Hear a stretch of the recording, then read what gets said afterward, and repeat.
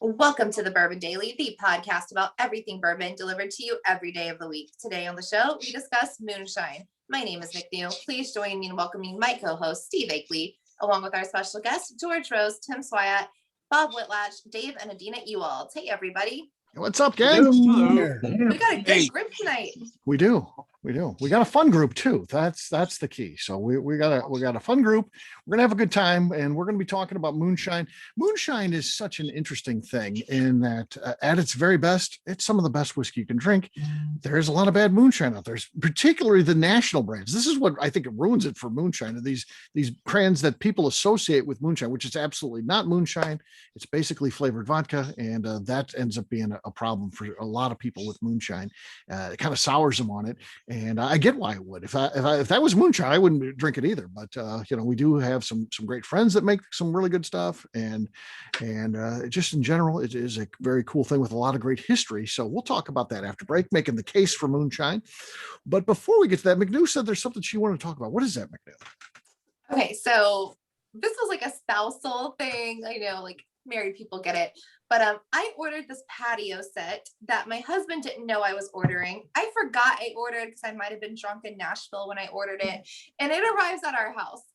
So it arrived a week early. I wasn't expecting it till next week. And I hadn't told him about it yet. I was just like, oh yeah, I needed that. So he happened to be off work that day. He's like, I guess I'll just put it together. I was like, okay. And then we were supposed to get bad storms. It was that night that Mandy was on and they had tornadoes. Oh, yeah. We had bad storms here too. So I'm like, I'm going to leave these in the garage. And he's currently in a thing of like kicking me out of the garage. Like all my decorations and totes had to come out of there. And he's redoing the garage. That's fine. But I'm like, those have to stay in there overnight. I don't want them to blow away or get ruined on the first day. I haven't even sat on them yet. So he's pissed because he took time out of his day off to put them together. And I don't even want to use them yet. So I just want to know, like, are there things in your marriage where your spouse doesn't ask you to do something, you just do it? There's like this miscommunication and lots of frustration, but it's funny. Like it just happens, right? Yeah.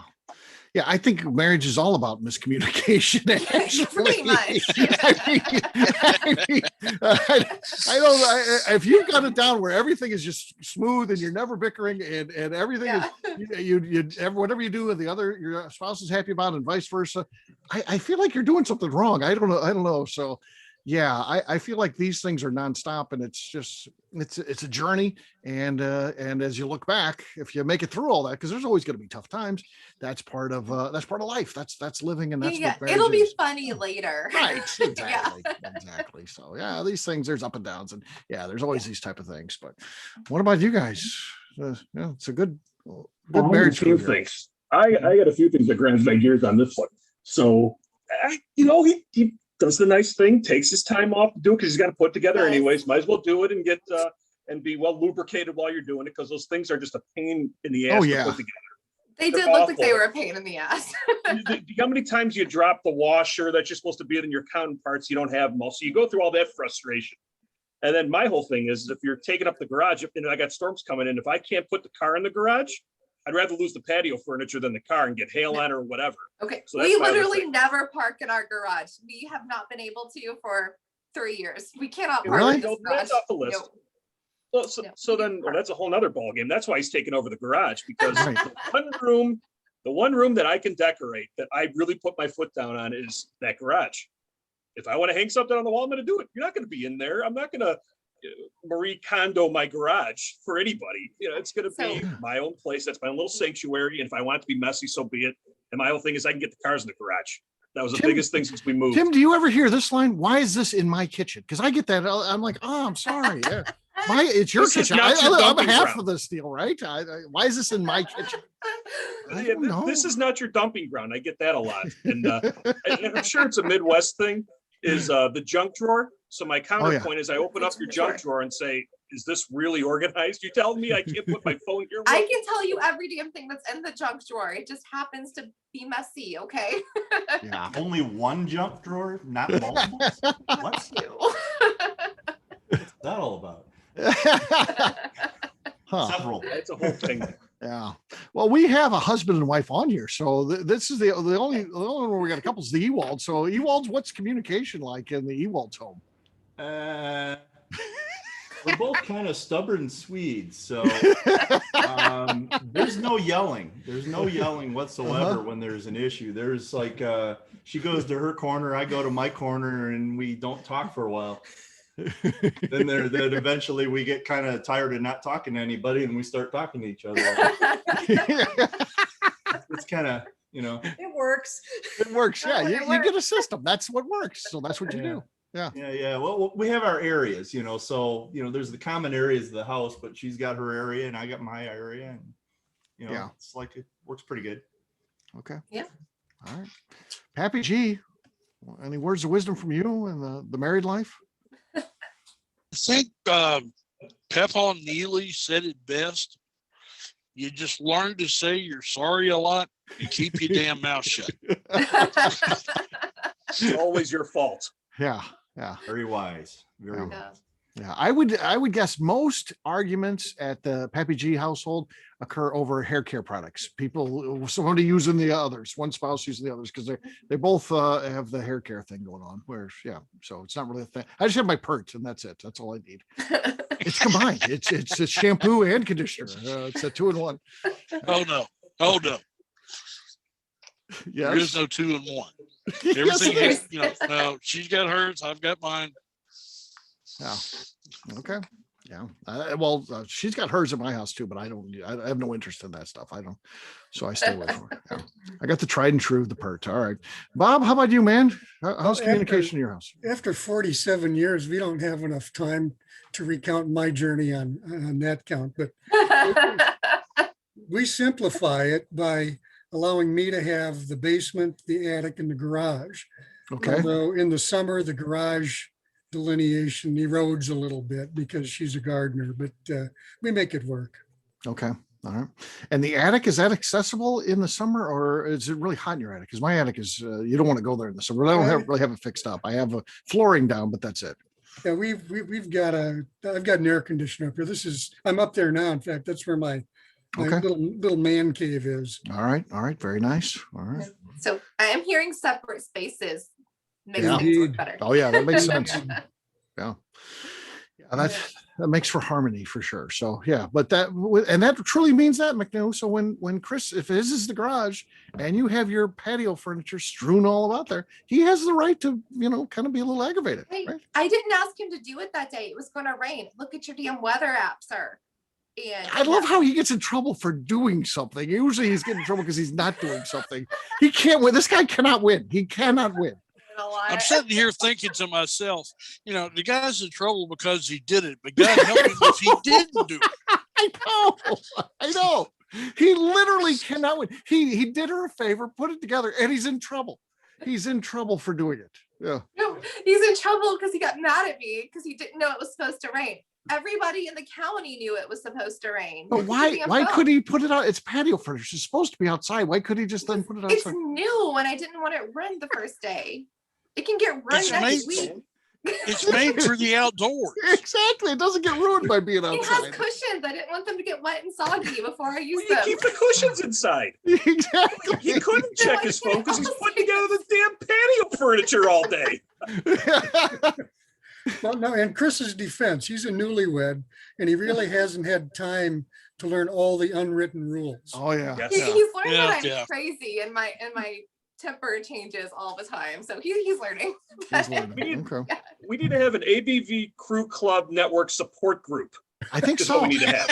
I think so. How the spouses deal with all of this. Yes. And if you're a counselor, How would you handle and you're this a pervert, situation? yeah, join us. Yeah, we can use a professional involved in what we do. So, all right, it is time to drink. What is everyone drinking? Let's start with Bob. Bob, what do you got there, man? I have, since the topic is moonshine, I have Neely Family Distillery's Lemon Drop Genuine Authentic Kentucky Moonshine. Okay, that's a good choice. 72 proof.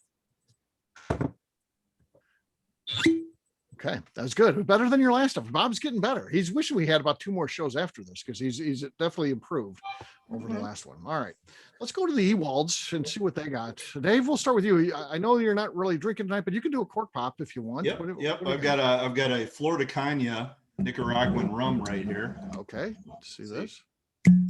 Okay, that's the lead. That's the lead. Had a nice base to it. It was good. That was good. Adina, how about you? What do you got? I've got nothing. I've got my tiki drink. Tiki drink. Oh yeah, tiki drink. We'll pop the cork on our Cronin punch. Okay. Okay. Not as good as yours, Dave. So Dave, you've got the lead. Pappy G, what do you got there, man? I'm drinking my normal, man, my mainstay. Okay. Pappy G's Old Kentucky 31 Wonder Cure. The Wonder Cure. Okay. Excellent.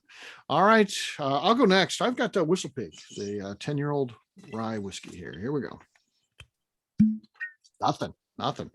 So Dave's got the lead right now. What do you got, Tim? So I don't Lenny myself again. I've got a whole gallon of Canadian Clever Seagram's VO. No, that's not it. I'm going to go with a single barrel product out of Copper Fiddle Distillery. This is just released about maybe a month ago at 110. Okay. No, nothing. Sound great here. I got to get a microphone like Lenny. You got to get Lenny's microphone. Yeah. Yep. All right. Last up is you, McNew. What do you got? All right, I have fistful of bourbon. No, nothing. Dave wins it. Dave wins it. And what was seemingly a pretty easy one. He took it. So cheers, gang. Yeah, cheers. Yes. All right. What we'll do next, we'll take a quick break.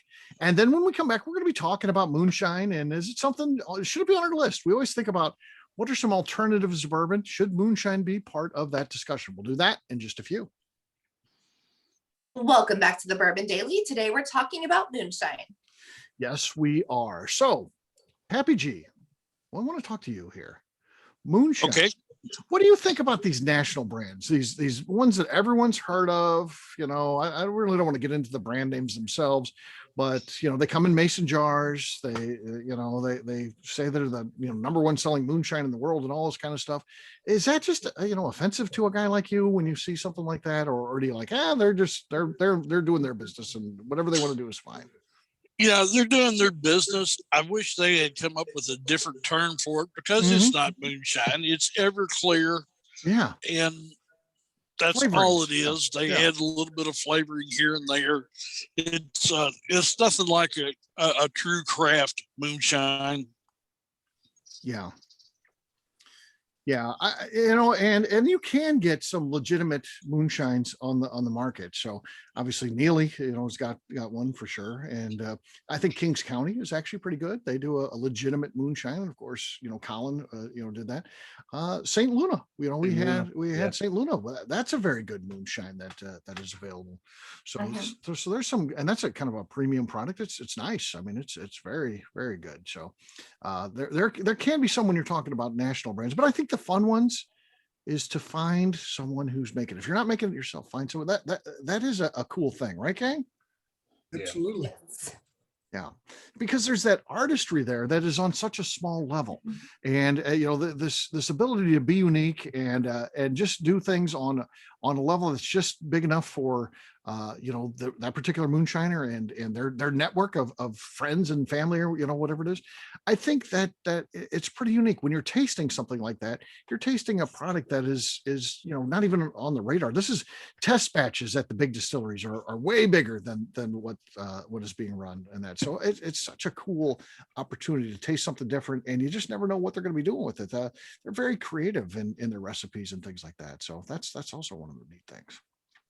Partly too, Steve, is there's no legal definition of it. Yes. It's not in the TTB. It's nothing there. So anybody can throw anything on there, and as long as it's clear, they can call it moonshine, and they can get away with it on the labels. I do think that the show itself may have brought some more, better or worse, may have brought some more awareness to the product, that it's not vodka. Know what you're drinking, a little education on the craft itself. Yeah. And how difficult it is to go and be able to make some of that. And I appreciate what St. Luna's doing as well. I mean, trying to really upscale that, seeing a clear liquid in the whiskey shelf at the back of a bar, that starts a conversation about that type of product as well. And it's, and to your point, you're right. And with all the national brands, it's flavored, watered down, clear spirits, neutral spirits. It's not truly what that product really is. And it loses luster after that. Yeah. You know, and that's the problem with that. So when we think of moonshine, I think we think of whiskey. We think traditionally it's a type of whiskey. And the problem with it is those national brands are not. But if all of a sudden the government was like, you know what, we're tossing this moonshine out. Well, it wasn't available to be able to put on labels for many years. We're getting rid of it again. They could take those national brands, the ones that everyone knows, peel off the labels and just put vodka on the flavored vodka, and they could just keep it in the same packaging and just sell it that way, and they would be completely legal. But they couldn't put whiskey on there. They couldn't put American whiskey or anything like that. They don't have the ability to do so. So that's the downside of those big national brands. Probably one thing too as well. Think about all the whiskey distilleries that are making vodka that could put moonshine on it and choose not to. Yeah. Tito's, so I think Tito's could be moonshine if it wanted to be. It could be. Yeah. I remember, I think of like Jeff the Creed and what they're doing. They have all their flavored vodka that they have up there. They could have chosen to put moonshine on there, but I think part of it is the industry sort of self-policing itself, not to fall into that, to pay respect to the tradition and what that spirit truly is. Yeah. And you got to appreciate some of that too as well. You just wish some of the other ones from the marketing teams wouldn't get along with it and go from there. Yeah. But I think it's when you do taste a true moonshine, it is not what you think it is. And I think people blows people's minds away. They think it's going to be harsh. They think it's going to be this, that, or that. They think it's going to taste like White Dog off Right. the still. It does And not. that's not it. It's a different product. Yeah. Yes. Yeah, a lot of people use that interactive with someone. They're making a bourbon. They see that White Dog coming off the still. They're like, oh, that's moonshine. And actually, it's not. So, and again, not that you couldn't call it that, because again, moonshine technically by government standards isn't regulated. But if you're truly trying to say what moonshine actually is, that is not moonshine. Pappy G, I do want to lean on you again, man, and tell us a little bit about some of the creativity you've seen out there. I talked about the creativity. What are some things you've seen? I know you've got a circle of friends that are big into moonshine and all those type of things. And what's some of the fun stuff that you've seen? Not only maybe yourself, but other people doing. Oh, there he is. Most of us don't experiment a whole lot. Maybe we'll try. Once we get a recipe going, we try to stick with it. Right. Now I do experiment with different grains. I'm running an 8 grain again right now. That the first time we tried it wound up tasting a lot like oatmeal cookies. Ooh.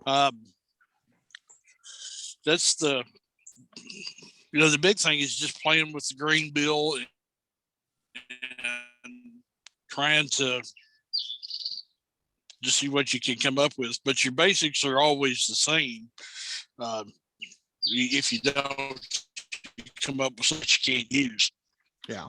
Aging a little bit too. You touch base on that a couple times, right? It's not something you do all the time, but every once in a while you'll be like, let's put a little age on this one and see what happens. Some wood. Yeah. I have a tendency, I like to take I'm sorry, I jumped phones on you. But when I distill and I proof everything down when I'm bottling up, if I have anything left over, I put it on. Put it on wood? Yeah. I'm sorry. Yeah, I put it on oak or apple chips or something like that. Yeah, just to try something a little bit different. I do want to touch base with our other folks on here. So the Ewaldz, you guys ever do some of the moonshine stuff? And what do you think of that? And not necessarily, I'm talking about the national brands. I'm talking about, real moonshine, somebody's made themselves. Yeah, it kind of a lot of what everybody else is saying. A couple of years ago, I think what we knew was legend and hearsay, and from some of the TV stuff and movies, and thinking, oh well, and then trying like some of the commercial stuff, which is that was not good. What we tried was horrible. I won a thing. The one nationally popular one, it comes in the mason jar. I can't even remember what the brand name is. You see around a lot, and it's like that. Oh God, that's horrible. And then I think the first time I tried the good stuff, just pretty much blown away. Wow. That happened to me too. Yeah, I- think that I- was at Neely's. And it might even have been it. Well, but Neely's, yeah. My first time with real moonshine, I had tried the national brands, and they had the like cinnamon apple stuff, and I was like, it just tastes fake to me. And then a buddy of mine says, "Hey, I got some cinnamon apple moonshine." He's like, "This is, by the way," and it's in Georgia. A buddy of mine that lives in Georgia, he's like, "This stuff is from the woods, man. I know a guy who knows a guy." And I went in and tried some of that. I was like, "Holy shit, that is freaking fantastic." And that was my first exposure, and that's what I drank all night. Then there was all, you could get whatever you want booze wise. You could make a cocktail. It was a big party this guy was having at his house. I just drank that the rest of the night, man. It was great stuff, and been chasing that stuff ever since. So, but yeah, so many things you can do with a good moonshine. mm-hmm. Yep. Bob, how about you, man? A little moonshine from time to time. Occasionally. A month or two ago, we did that virtual tasting with 8 or 10 different moonshines. Yep. I was blown away by the variety of flavors I was getting out of those. Yes. Some of them were really rich, some of them were really harsh, but no two of them were absolutely alike. And turns out it's incredibly versatile too. Royce Neely uses moonshine as the basis for that fabulous absinthe that Yes. he won a double gold with, for crying out loud. Yeah. Yeah. And now he's won another double gold with his absinthe mixed with moonshine. So yeah, he just entered the one in the Finger Lakes area, and that won double gold there again. So Amazing. he's just going to keep piling up the double golds with that for sure. That is some really good stuff. Well, there you go. There's our case for moonshine. McNew, what do you think? Did you taste a little bit of moonshine from time to time? Yeah, no, I like some moonshine, but you got to know a guy that knows a guy, and that's the best. Don't go to Gatlinburg and think you're getting something legit. Everybody does. And I agree with what Tim said. There's no bar presence for moonshine. I think St. Luna kind of might reel them in there, but I think if there was more of a bar presence, that's going to put it on the map the way it should be, with legit moonshine, not the national brands. Yeah. All right. Well, we'll wrap this one up as we always do by talking about where people can find us. We're going to start with Bob. Bob, where can people find you? I'm on Facebook and Instagram, Bob Whitlatch with 2 T's. Also check out Black Swamp Bourbon Society on Facebook. All right. Tim, how about you? Facebook at Tim Swide or Instagram at SwyGuy2112. All right. The Ewaldz, where can people find you? I'm on Instagram at Adina Ewaldz, and the same on Facebook. See, that makes it easy. With at the Full Bean Group. What's the Full Bean Group, by the way? Long story. Okay. All right. We'll have to get that another time. All right. All right. George, how about you? Where can people find you? Oh, you're on mute, I think. You're on mute. Ask Pappy G on Facebook and Pappy G in Kentucky on Instagram. All right. Sounds good. McNew, how about you? Where can people find you? I'm on Instagram at McNew ABB. All right. For me, I'm an easy guy to find. I'm at Steve Akeley on Twitter, Instagram, or Facebook. I've got a website, steveakeley.com. The important website, though, is abvnetwork.com. Check it out because everything that we do is out there. Our shop is out there. Our virtual bourbon classes are out there. Our events, so much more. abvnetwork.com. McNew, anything else to say before we get out of here? I'd like to remind the audience to please give us a 5-star review that includes comments. It helps new people find the show, which is very important to us. And if you like what we're doing, we ask that you please visit our Patreon page at patreon.com/the ABV Network. All right. Great job today, gang. For our audience, we'll have a brand new show for you tomorrow. Looking forward to that. Until then, take care, everybody. See ya. Bye. Right. Aloha. Right. Peace. You? Peace. Peace. Peace.